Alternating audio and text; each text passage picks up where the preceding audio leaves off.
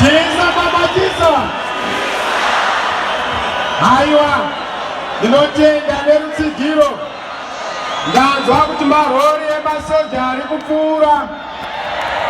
Aiwa, masoja akandega ndizve. Chero ZANU ikada kuzama kuabuse masoja ndendo.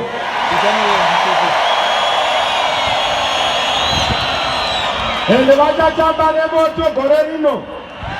Ndoda kuyambira mulanga. Anogona kuasuma kuti vanhu vese ndevake. Ngaazive kuti youth iri munyika muno haisi kuzotolerate any nonsense. And I'm going to be leading them. Any funny thing, Jokuda Kurigama election. Tiribuya ne program ya tiriku announce next week. We are going to resist any attempt to rig an election in Zimbabwe. Chisa baba chisa. Gukula. Iye Chigumba. Nezek. Takusvika paya pekuti kana vachiramba vachiita sezvizvi takutaura Chigumba chimboenda paside. Hatina confidence in you. Takuda any independent board. Tonga SADC mukati, tonga AU mukati, tonga the election yakada.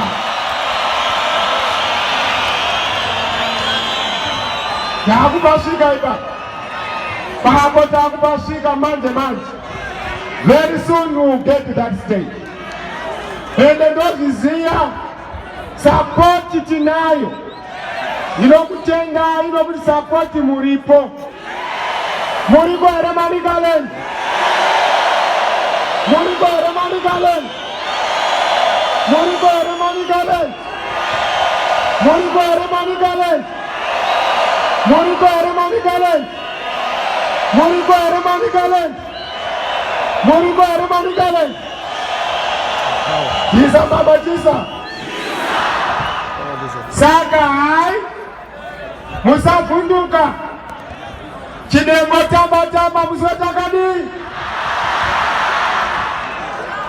Takaraudza. Hakuna anogerwa asipo. Hakuna anoitwa uivari kumba. Tinotowirirana kuti election inoitwa sei.